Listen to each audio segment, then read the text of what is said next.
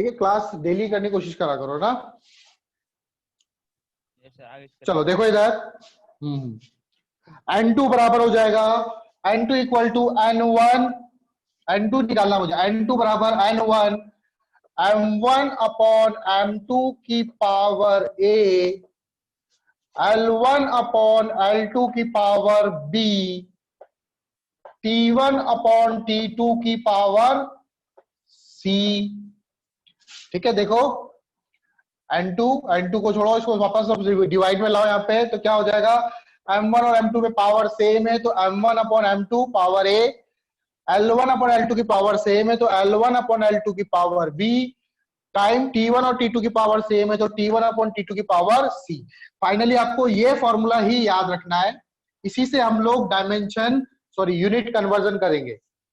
n2 equal to, ध्यान से देख लो, n2 equal to n1, m1 upon m2 की power a, l1 upon l2 की पावर b और t1 अपॉन t2 की पावर c। आपको फाइनली यही याद रखना है। ठीक है, अब कैसे इसका यूज करेंगे, क्या यहां तक मेरी बात क्लियर है सबको? Yes sir. Dolly, Rituraj, yes sir. हाँ अपर्णा, बेटा आपको क्लियर है क्या? Yes sir. ठीक है, अब बेटा फाइनली ये फॉर्मूला याद रखो, n2 equal to n1 m1 bye m2 की power a, l1 upon l2 की power b, t1 upon t2 की पावर c। ठीक है, अब इसका यूज कैसे करेंगे, देखो इसका यूज कैसे करेंगे हम लोग, चलो वो देखते हैं हम लोग। अब जैसे मुझे कुछ वैल्यू कन्वर्ट करनी है, जैसे फोर्स की यूनिट जानते हो बेटा आप, एसआई में फोर्स की यूनिट क्या होती है? फोर्स की यूनिट, फोर्स को किसमें मेजर करते हैं बेटा? एसआई में न्यूटन। न्यूटन। न्यूटन में मेजर करते हैं। ठीक है, तो कन्वर्ट, क्वेश्चन है मेरे पास, कन्वर्ट 1 न्यूटन की वैल्यू मुझे निकालनी है, किसमें? ये तो मेरे को किसमें वैल्यू दे रखी है? एसआई में। मुझे इसकी वैल्यू निकालनी है सीजीएस में, तो सीजीएस में जो फोर्स की यूनिट होती है वो होती है डायन। क्या होती है? डायन होती है। तो 1 न्यूटन में कितने डायन होते हैं ये मुझे फाइंड करना है। 1 न्यूटन में कितने डायन होते हैं ये मुझे फाइंड करना है। तो देखो कैसे करेंगे, ध्यान से समझना बेटा। देखो कैसे करेंगे, पहला क्वेश्चन मैं कराऊंगा, अगला वाला आप लोग करोगे।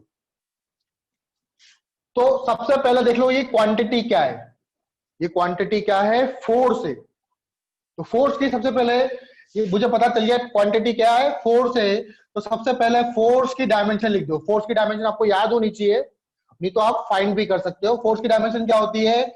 m1 l square, m1 l1 t-2, यही होती है फोर्स की डायमेंशन। अब इन डायमेंशन को देखते हुए, फोर्स की डायमेंशन है, ये भी फोर्स है, ये भी फोर्स है। ठीक है, तो यहां से आप क्या करोगे, सबसे पहले ए बी सी निकालोगे, ए बी और सी। अब फॉर्मूले में देखो, आपको फॉर्मूले में ए क्या होता है? ए होता है m की पावर। ए क्या होता था फॉर्मूले में? देखो फॉर्मूला क्या था हमारा, याद है? n2 बराबर n1 m1 अपॉन m2 की power a, l1 upon l2 की पावर b और t1 अपॉन t2 की पावर c। यही था फॉर्मूला, t1 अपॉन t2 की पावर c, यही फॉर्मूला था। तो a क्या है? a है मास पर पावर। मास पर पावर कितनी है यहाँ पे? मास पर पावर है बेटा यहाँ पे 1। लेंथ पे पावर क्या है? लेंथ पे power 1, that is represent by b, वो b हो जाएगा आपका। और c क्या होता है? c होती है टाइम की पावर। तो टाइम की पावर क्या है यहाँ पे? -2। तो आपके पास a b c की वैल्यू निकल गई। चलो अब हम लोग m1 m2 m1 l1 और t1 लिखेंगे, और इधर m2 l2 t2 लिखेंगे। m1 l1 t1 क्या है? जिस सिस्टम में मुझे अभी गिवन है, कौन से सिस्टम में गिवन है? एसआई सिस्टम में गिवन है। तो ये एसआई में वैल्यूज, और m2 l2 t2 जिसमें मुझे कन्वर्ट करना है। उस सिस्टम में मास को किस में लेते हैं, लेंथ को किस में लेते हैं और टाइम को किस में लेते हैं। तो वो सिस्टम कौन सा हो गया आपका, सीजीएस सिस्टम। क्योंकि यहाँ पर सीजीएस है, जरूरी नहीं सीजीएस में कन्वर्ट करो, कोई दूसरा सिस्टम भी आप लोगों को दे सकते थे। अब देखो इधर एसआई में मास की यूनिट क्या होती है, तो वो लिख दो। मास की यूनिट होती है इसमें केजी। लेंथ की यूनिट क्या होती है, लेंथ की यूनिट होती है एसआई सिस्टम में मीटर। और टाइम की यूनिट क्या होती है, टाइम हम किस में लेते हैं, सेकंड में लेते हैं, तो यहां पर सेकंड लिख दिया आपने।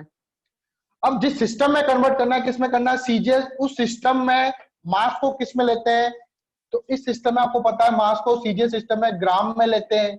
लेंथ को किस में लेते हैं, लेंथ को पता है आपको सेंटीमीटर में लेते हैं। और टाइम को इसमें किस में लेते हैं, टाइम को इसमें सेकंड में ही लेते हैं। ठीक है, तो ये यहां से मेरे पास ए बी सी आ गए, M1 L1 T1 M2 L2 T2 ये सब आ गया। अब एक और चीज, N1 क्या है, N1 मुझे कितनी वैल्यूज को कन्वर्ट करना है, 1 को करना है, 10 न्यूटन को करना है, 100 न्यूटन को करना है या 1000 न्यूटन को करना है। तो ये आपका जो न्यूमेरिकल वैल्यू है इसको बोलेंगे N1, ये आपका N1 हो जाएगा। अब क्या करो, डायरेक्ट ये फॉर्मूला रखो, इस फॉर्मूले में डायरेक्ट वैल्यू रख देंगे। अब तो N2 बराबर क्या हो जाएगा, N1, क्या फॉर्मूला, N1, फॉर्मूला देखो, फॉर्मूला में अलग से लिख करके, फॉर्मूले में क्या बोल रहा है ये N1, N1 कितना है हमारा, N1 है हमारा 1, फिर क्या है M1 बाय M2, M1 कितना है kg, M1 क्या है kg, नीचे M2, M2 क्या आ जाएगा ग्राम, पावर क्या है A कितना है बेटा 1, तो 1 लिख दोगे आप यहां पे। फिर L1 बाय L2, L1 क्या है मीटर, L2 क्या है सेंटीमीटर, तो metre by centimetre, metre by centimetre. Power कितनी, पावर है उसकी B, तो B इक्वल टू क्या है 1, तो 1 लिख दोगे यहाँ पे। फिर क्या है यहाँ पे T1 upon T2, T1 second में, T2 भी सेकंड में, तो second into upon second. Power क्या है इसकी C की वैल्यू कितनी है -2, तो -2 लिख दोगे आप यहाँ पे। ठीक है, अब देखो इसको फर्दर सॉल्व करो, क्या यहाँ पर सेकंड से सेकंड कट जाएगा, सेकंड से सेकंड कट गया, सेकंड से सेकंड कटा तो कितना बचा यहाँ पे 1, और 1 पे पावर -2 क्या होता है, 1 पर पावर -2 आपका 1 ही होता है। ठीक है, तो यहां पर तो बचेगा 1 ही। अच्छा, केजी और ग्राम को हम लोग काट नहीं सकते, या तो आप केजी को ग्राम में कन्वर्ट करो या फिर ग्राम को करो केजी में, तभी हम लोग केजी को और ग्राम को काट पाएंगे। तो देखो अब इसको फर्दर N2 इक्वल टू क्या लिखूंगा, केजी को मैं कर देता हूं ग्राम में, क्योंकि बड़े से छोटा करना आसान रहता है। तो केजी को मैंने कर दिया कन्वर्ट ग्राम में, ये 1 तो पहले से था बाहर, केजी 1 केजी इक्वल टू कितना होता है 1000 ग्राम, तो ग्राम लिख दिया, डिवाइडेड बाय ग्राम।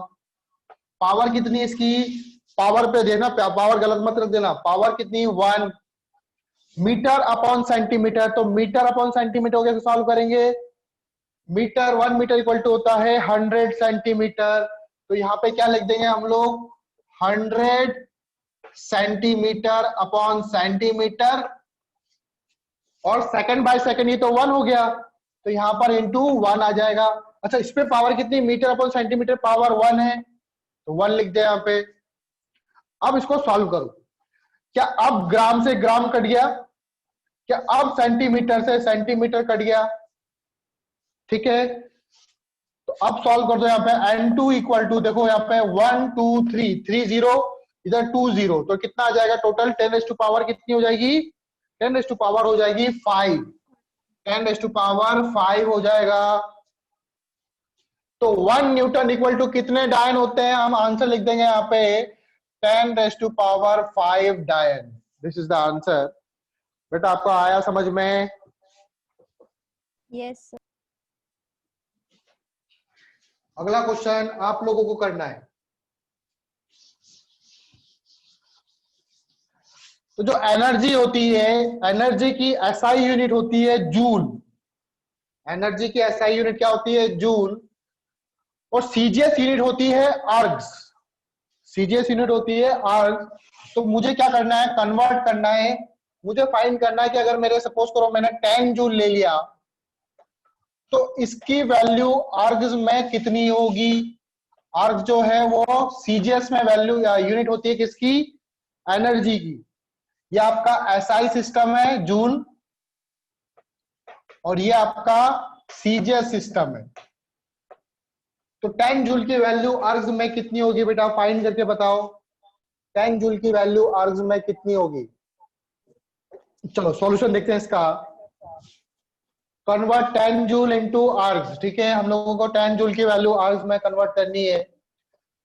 तो सबसे पहले देखो ये जूल जो है किसकी यूनिट है, एनर्जी की। तो सबसे पहले हम लोग एनर्जी की डायमेंशन लिख देंगे। एनर्जी की डायमेंशन क्या होती है, m1 l square t minus 2, m1 l square t minus 2। अब इस डायमेंशन की मदद से हम लोग ए बी सी निकालेंगे। ए कितना होगा, a m की पावर, b कितना होगा, b होता है l की पावर, c क्या होता है, c होता है t की पावर। तो यहां से a b c निकल गया। जिस सिस्टम में गिवन है, जिस सिस्टम में कन्वर्ट करना है, ऐसा ही सिस्टम में गिवन है, तो ऐसा ही सिस्टम में मास को किस में लेते हैं, लेंथ को किस में लेते हैं, और टाइम को किस में लेते हैं। तो ऐसा में मास को लेते हैं केजी में, लेंथ को लेते हैं मीटर में, टाइम को लेते हैं सेकंड में। जिस सिस्टम में कन्वर्ट करना है उसमें मास को किस में लेते हैं हम लोग, ग्राम में, लेंथ को किस में लेते हैं, सेंटीमीटर में, और टाइम को किस में लेते हैं, T2 हो जाएगा ये, इसको लेते हैं हम लोग सेकंड में। कितनी वैल्यूज को कन्वर्ट करना है मुझे, n1 यहाँ पे लिख देता हूं, n1 10 को कन्वर्ट करना है। तो यहां से n1 आपका 10 होगा। डायरेक्ट फॉर्मूला रखो, n2 बराबर क्या होता है, n1 into m1 upon m2 की पावर a।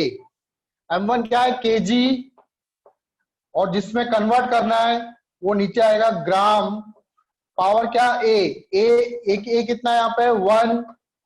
फिर आता है L1 अपॉन L2, L1 कितना है मीटर, L2 क्या है आपका सेंटीमीटर, पावर क्या होती है b कितना आपका 2, T1 अपॉन T2, T1 क्या है सेकंड, T2 क्या है सेकंड, पावर क्या होगी इसकी -2।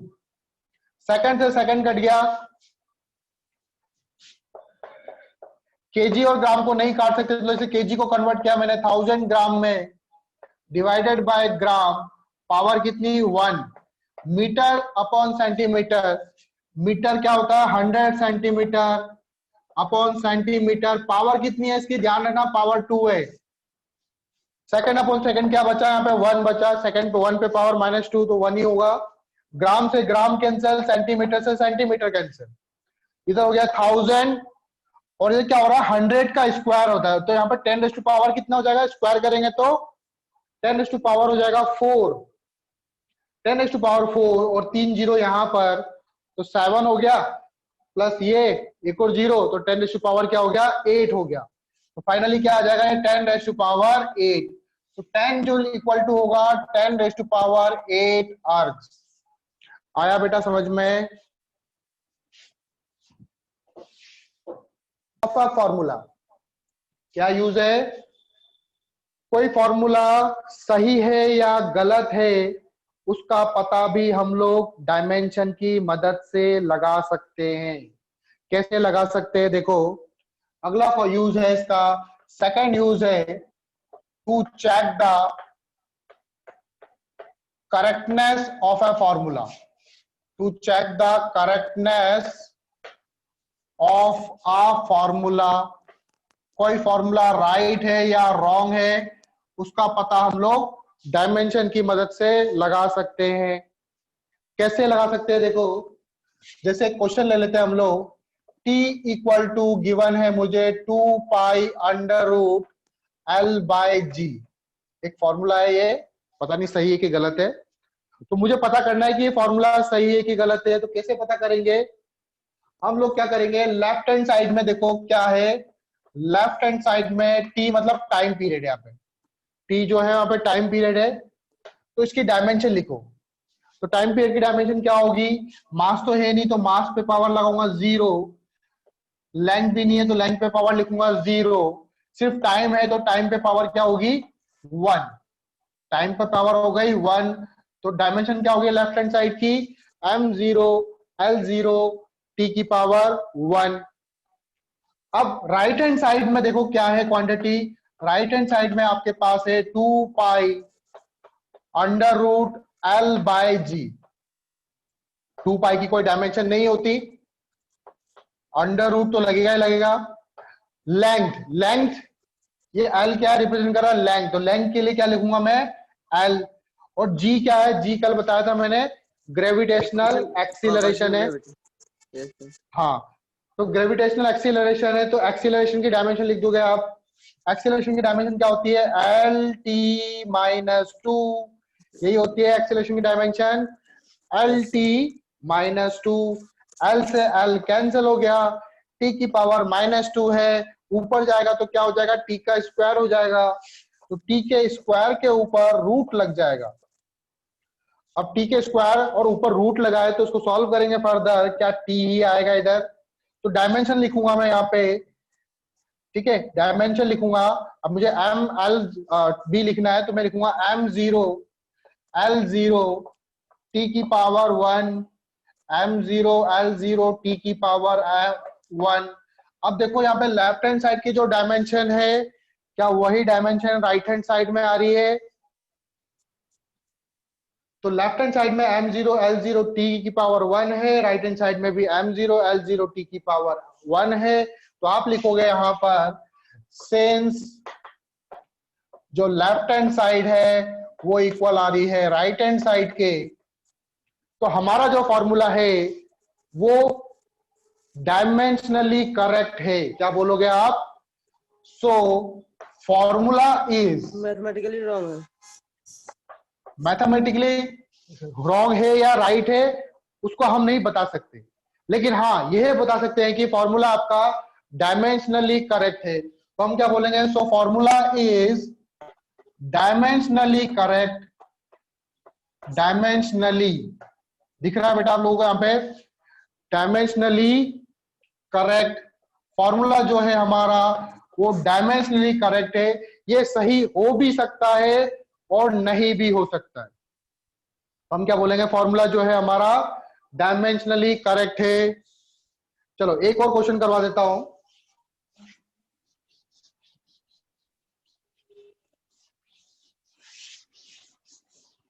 एक और क्वेश्चन देख लो। फोर्स ले लेते हैं, फोर्स इक्वल टू एक फॉर्मूला होता है हाफ mv² बाई आर ले लेते हैं, ठीक है फोर्स इक्वल टू ले लेते हैं हाफ mv² बाई आर। क्या ये फॉर्मूला सही है कि राइट रॉन्ग है, तो देखो इसको पता कैसे करेंगे हम लोग। अगेन लेफ्ट हैंड साइड में डायमेंशन, लेफ्ट हैंड साइड में क्या है आपके पास फोर्स है, तो अब क्या करेंगे फोर्स की डायमेंशन लिख दो। फोर्स की डायमेंशन क्या होती है m1 l1 t की पावर -2, m1 l1 t की पावर -2। राइट हैंड साइड में क्या है आपके पास, राइट हैंड साइड में है आपके पास half mv² by R. Again half की तो कोई डायमेंशन नहीं होती, न्यूमेरिकल कांस्टेंट है, कांस्टेंट की कोई डायमेंशन नहीं होती नंबर्स की। मास की जगह मास लिख दोगे आप, v क्या है आपका वेलोसिटी या स्पीड समझ लो इसको, तो वेलोसिटी या स्पीड की डायमेंशन क्या होती है lt -1, इस पे पावर क्या है स्क्वायर हो रहा है इसका। नीचे r क्या है, r रिप्रेजेंट कर रहा है यहाँ पे रेडियस को, तो रेडियस क्या है, रेडियस कल भी बताया था रेडियस एक तरह की लेंथ को ही रिप्रेजेंट करता है, तो ये भी लेंथ हो जाएगा। कुछ कट रहा है क्या, अभी काटते हैं पहले इसको सॉल्व करते हैं। और m यहाँ पे स्क्वायर हो रहा है, देखो स्क्वायर हो रहा है, तो m1 l का स्क्वायर और यहाँ पे t की पावर -2, तो इसका भी क्या हो जाएगा t की पावर -2 हो जाएगा इधर, डिवाइडेड बाय l। अब देखो एक l से एक l कट जाएगा, एक l से एक l कट गया, तो क्या बचेगा आपके पास, राइट हैंड साइड में आपके पास बचेगा m की पावर 1 l की पावर 1 t की पावर -2। लेफ्ट हैंड साइड में देखो, लेफ्ट हैंड साइड में भी यही है, राइट हैंड साइड में भी यही है, तो आप लिखोगे सिंस जो लेफ्ट हैंड साइड है वो इक्वल है राइट हैंड साइड के, तो हम बोलेंगे देयरफॉर फॉर्मूला जो है वो डायमेंशनली करेक्ट है, फॉर्मूला इज डायमेंशनली। ये वर्ड यूज करना जरूरी है बेटा, डायमेंशनली जब तक नहीं बोलोगे, ऐसा नहीं बोल दोगे फॉर्मूला करेक्ट है, आपको बोलना पड़ेगा फॉर्मूला जो है वो डायमेंशनली करेक्ट है, इसका ही ध्यान रखना। आप डायरेक्ट करेक्ट मत लिख देना, क्योंकि ये फॉर्मूला करेक्ट नहीं है, डायमेंशनली करेक्ट है। एक्चुअल में जो फॉर्मूला है ये सेंट्रीपिटल फोर्स का फॉर्मूला होता है, सेंट्रीपिटल फोर्स का फॉर्मूला होता है F equal to mv square by r, और यहाँ पे हाफ है तो हाफ नहीं आएगा, लेकिन हमारे इसलिए ये जो फॉर्मूला है डायमेंशनली सही है, लेकिन एक्चुअल फॉर्मूला ये नहीं है, एक्चुअल फॉर्मूला ये वाला है। आई बात समझ में? अब एक क्वेश्चन देता हूं मैं, वो करना है आप लोगों को, ठीक है? Vipul Debbarma, Vipul from Tripura. Yes, sir. बेटा how are you? Fine, sir. It's so long time कि हम लोग मिले, बहुत काफी टाइम बाद। Okay, sir. I was busy in other class, other class? in online class from school. अच्छा, school are also giving online classes? Yes, sir. Okay, what is the timing of this classes, online classes of school? 9:30 9:30. from 9:30 to 10:30. But Only 1 network hour? problem. Yes. Sometimes it's 11 Sometime? up to 11. Sometimes up to 11. Sometimes there is a off. Yes. Due to network problem. अच्छा अच्छा। So देखो इधर, चलो next. अब अगला question बेटा आप लोगों को करना है, नेक्स्ट क्वेश्चन आप लोगों को करना है। अगला क्वेश्चन देखो, चलो एक फॉर्मूला बनाते हैं, आप लोगों को बताना है कि वो सही है कि गलत है। अगेन किसका फॉर्मूला बनाया? चलो फोर्स का ही फॉर्मूला बनाते हैं। फोर्स इक्वल टू एनर्जी, चलो इनटू क्या करें बताओ, टाइम कर देता हूं, और डिवाइडेड बाय मास कर देता हूं, ठीक है? चलो बताओ बेटा ये फॉर्मूला सही है कि राइट रॉन्ग है? Is this formula is correct और रॉन्ग? देखो क्या करेंगे, लेफ्ट हैंड साइड में डायमेंशन जल्दी जल्दी करते हैं। लेफ्ट हैंड साइड में क्या है हमारे पास? फोर्स है। फोर्स की डायमेंशन क्या होती है? m1 l1 t माइनस 2, यही होती है m1 l1 t minus 2। Right hand side में हमारे पास डायमेंशन क्या है? Energy into time divided by mass. Energy की डायमेंशन क्या होती है? एनर्जी की डायमेंशन होती है ml square t minus 2 into time की डायमेंशन होती है t, नीचे क्या आ रहा है? मास। तो मास के लिए m लिखूंगा मैं, एक m से m कैंसिल हो गया, तो सॉल्व करेंगे फर्दर। m की पावर क्या हो जाएगी? 0, l का क्या हो जाएगा? l का स्क्वायर, और t की पावर क्या हो जाएगी? -1। तो ये formula LHS equal to RHS नहीं आ रहा है यहाँ पे, since LHS is not equal to RHS, तो हम लोग बोलेंगे कि फॉर्मूला डायमेंशनली रॉन्ग नहीं, फॉर्मूला आपका 100% रॉन्ग होगा, फॉर्मूला आपका 100% रॉन्ग होगा। फॉर्मूला इज रॉन्ग, वो किसी भी हालत में सही नहीं हो सकता है, फॉर्मूला रॉन्ग ही होगा। कुछ भी कर लो, फॉर्मूला कभी भी राइट नहीं होगा, ठीक है? बात समझ में आई? अगर कोई फॉर्मूला डायमेंशनली रॉन्ग होता है तो वो 100% रॉन्ग होगा। अगर कोई फॉर्मूला डायमेंशनली करेक्ट होता है तो फिर उसके चांसेस है कि वो करेक्ट हो सकता है, लेकिन अगर फॉर्मूला डायमेंशनली रॉन्ग है तो वो 100% रॉन्ग होगा। आई बेटा बात समझ में? Yes, sir. ठीक है, तो एक पॉइंट लिखेंगे हम लोग। क्या पॉइंट लिखेंगे? If formula is dimensionally correct then it may be correct or not.